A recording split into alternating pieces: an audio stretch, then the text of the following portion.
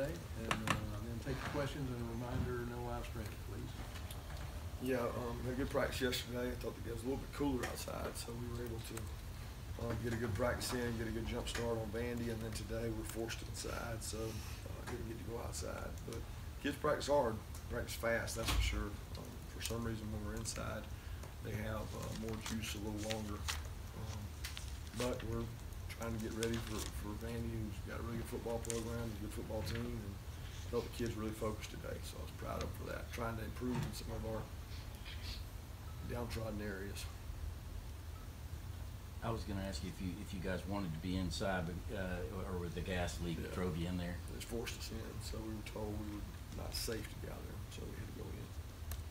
I would like to be outside, but we usually that practice is usually split, so it's not like we're outside all day. We're usually outside about 50%, but today we're inside all day.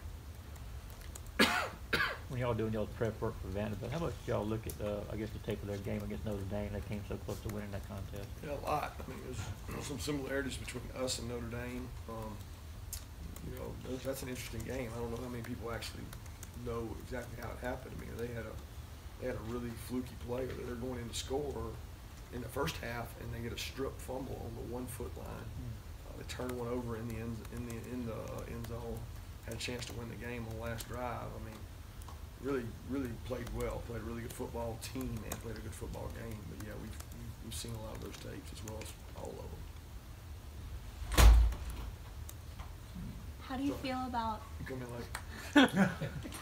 How do you feel about Tay Crowder's progression and progress throughout the season compared to last? You know, he's come a long way. So like where he was last year to now, he's had immense strides, but he had a lot of strides to make. So he started out as a really good athlete, receiver. He's got good ball skills. You know, he had to get used to the contact at linebacker. And I still remember first year I was here, you know, he was over on the scout team playing running back. We started flipping him over. Said, hey, go play linebacker. Next thing you know, he started looking pretty good. He spent all last year learning, helping on special teams, and then, you know, this year he's gotten better. He's big, he's fast, he's athletic. He's what you want a linebacker to be, and he's getting tougher. So he's been a really good asset for us. Correct me if I'm wrong here, but he seems to play a lot in passing situations. It seems like in practice I haven't, you know, split out on guys. Is that kind of the strength of his game right now, is playing in space and doing those things? I think it's just his position, because he plays what we call the money linebacker position, which follows the tight end usually, and that guy usually is flexed out in most offenses. So it's not like he's set to be open. He is good at open, but he's good in the core too. He does a good job inside there. He's a good space player.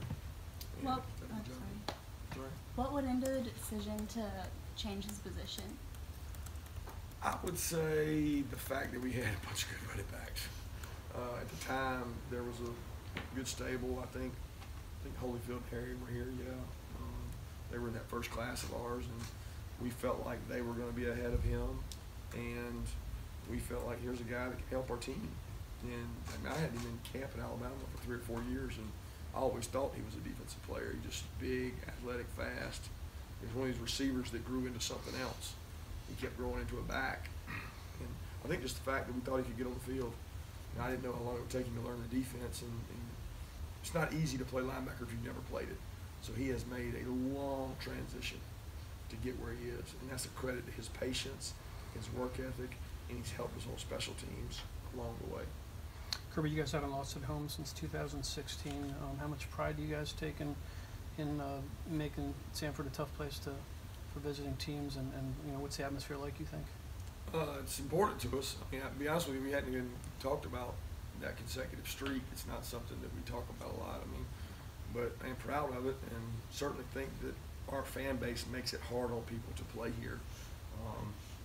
And we want to keep that going. I mean, you know, anytime you can protect your home turf, that becomes one of the most important things you can do. You mentioned, I think it was yesterday, you mentioned it about night game, finally getting to play a night game, I think is what you used. I mean, what kind of makes you think of it like that, is finally, you know, being excited about a night game for you? I don't know that, I mean, I'm excited for the players. I think they enjoy it. I think, you know, it's cooler longer. So typically on our GPS system, we get higher speeds at night. Our fastest games last year were night games. They sustain them longer. They might be just as fast in an afternoon game, but not as long, not for as many yards. So, but that's true for the other team too. So the game's faster. I think they enjoy it more. I think the fan base enjoys it more. It's more of a build-up for it. So I think it's good. When you get to have a night game and you haven't had one, so we're all at night. I probably want one in the afternoon. Is there any challenge to what comes before it because there's just so much time to kill maybe on a game day? I don't know if I'd call it a challenge. I mean, we have to be organized. I mean, I don't enjoy sitting around waiting. What I do enjoy doing is recruiting and visiting with prospects who come. The night before is different. You know, we go to a movie, which makes for a later night Friday night because they sleep in Saturday. But we all know that's controlled by TV, and we accept that. I know yesterday that you were asked about the Vandy game in 2016, and I might be buying into this a little bit too much, but do you feel like that game and how that game unfolded, do you think that kind of was a step in changing the culture in this program? You know, I don't know. I think there's been a lot of steps in doing that process, and that was a tough year. I mean, there was a lot of things that happened that year. I thought we started to really get it going the right way was when those kids decided to come back for their senior year, and we had good bowl practices and spirits were good for the bowl. Then to win the bowl game, that was probably a bigger turning point. I mean, the loss to Vandy would probably be one of the lower points as far as being the guys were tired, guys were physically beat up. It was after the South Carolina Sunday game, which a lot of our guys didn't get the recovery. We tried to go out and practice Monday, which was probably an error on my part. But I mean, we don't look backwards right now. We look forwards, and that's really the focus of it. Coach, there was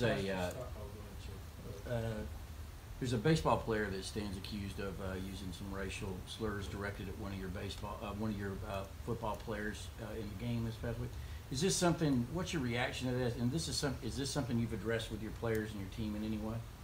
No, I really haven't. You know, if what I read and heard is true, it's really unacceptable behavior that's not who we are at Georgia, and trying to build a program on tolerance and mutual respect.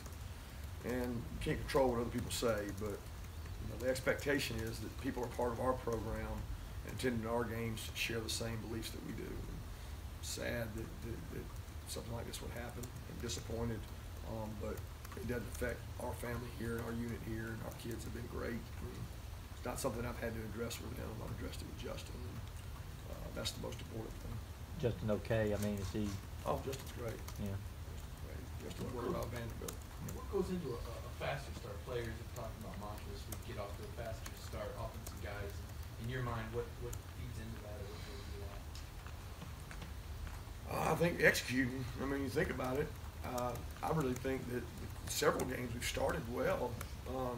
Some games we haven't, but like I told you, the hardest time to run the ball and move the ball is the early in the game because the defense is usually ahead of the offense a little bit from the speed of the game. But go back and look last week, we ran the ball really well early. The first 2-3 runs were 8-9 yards, and we were able to move it. But I think you don't feel good until you get points on those opening drives. And I think that's what you call starting fast. Crazy enough, we've had 2 touchdowns on defense before offense, but I guess both those games I don't know if we started on defense in both those. I don't know if they had a chance, but I know that our offensive players are really honed in on getting an opportunity to get some rhythm going and make some plays because we have the capability of being explosive, but it usually comes when we have less mental errors. So it's not about what the other team does, it's what we do. Kirby, Richard's had some plays this year where Richard the Count has had some plays where he looks like he just comes up looking for, big knockout hit. Is that something maybe you address with him, maybe playing more under control and not, necessarily going for the big hit all the time? No, I haven't really addressed that, Richard. When we talk about targeting, and we talk about being under control and striking and hitting the right way and keeping your head up and protecting yourself. But, I mean, Richard's an exciting player to watch. He enjoys football. He's a fun-loving kid, man. He loves football. He's always got a smile on his face. I'm proud of the growing up he's doing. But the biggest thing with him is not leading with his head because he doesn't have a tendency to do it, but he has some times that have been close. And it concerns you for his safety and for the sake of penalties. Coach, I asked you about your secondary on Saturday, and as you told me, you said you didn't think they got tested very much against Tennessee, and I suppose from our perspective, we only look at the stats and the results in terms of that. But as you look at the progression of that unit, I just challenge you're posing to that secondary right now in order to improve. You're talking about what are the challenges they still face, or what are you asking me? Yeah, I mean, I was just asking, like, what's one thing you're, like, honing in on that Yeah, honing in on for secondary is preventing big plays, number one. We do not want to give up big plays, so that's a big thing. We think we've been really good at not giving up what we call explosive runs. Well, if you don't give up explosive runs, that means you're leveraging the ball properly, meaning that we don't have a lot of 16, 17-yard runs. So if we leverage the ball right, we're not going to give up big plays in the run game. And then obviously big plays in the pass game, you never want to give up. But when you pressure and you take chances, sometimes that's going to happen. But most of ours have not happened because we pressured. They happened because of either a busted assignment or a guy just got beat, and it wasn't necessarily on a pressure. But I do think our secondary is getting better, and I do think that our secondary is maybe faster than last year because we got a lot of speed back there. We don't have a lot of size, but we got a lot of speed. Kirby, through 5 starts, what sort of development have you seen from Tyson Campbell, and what would you like to see more of? I think he's progressing well. I've seen him go from a kid that didn't know what the call was or what the signal was. People got to tell him what to do till he gets the signal. He processes the information, and when somebody moves and it changes, he knows what to go to. The biggest improvement he's made is in tackling. He's tackled really well this week. He tackled really well against Missouri before his injury, and he's growing as a player. What can he still work on? Probably confidence and trusting that he's a good player and that he's going to be able to play with the guys in this conference league, because he's certainly going to get targeted a lot. Kirby, yesterday about DeAndre Baker and his ability, experienced player. What kind of things do you want him to show the younger players? Like, what kind of more of a positive? You mentioned positive influence, but what do you mean by that for the younger players? I think confidence in talking to him. I think so many players in the secondary look up to D-Babe because he's such a talent that he can affect those guys the right way. Maybe the way he prepares for the game, the way he goes about the game. D-Babe just keeps to himself. He's a quiet guy. He doesn't really want to share much information. He just wants to go play, and he enjoys playing the game. And I think he can enlighten the other players by giving them some of his knowledge and experience. 2 more questions? Kirby, Terry Godwin had a lot of momentum coming out of last season. Kind of where is he now? Dealing through the injuries, and have what's his frame of mind to get back to where you guys hope he can be? Yeah, I think Terry's slowly but surely gotten healthier all year. I mean, I still don't know that Terry's at 100%. His GPS numbers say he's getting closer, but here's a guy that didn't get to work out. I mean, the momentum you spoke of, there really wasn't that momentum there because all summer he couldn't run and work out because he had pain and injury, and he's worked really hard to get back to where he is now. And I think he's getting closer. It's really hard in the season to get your legs back under you because you're constantly running. And you have to practice to get better. And he recognizes that, and he's practicing hard. And I think as he gets more conditioned and more in shape, he's going to help us. He had huge block on one of Justin's touchdown runs. He just completely removed the corner out of the picture and blocked really well. So I've been very pleased with his nice growth of just getting back to normal. Going back to Richard for a second, how long does it take to remove a tendency like that to leave with his head? Is that something you've noticed? Well, I don't say that he has a tendency to do that. He has done it. He doesn't do it repeatedly. Richard is a really aggressive tackler.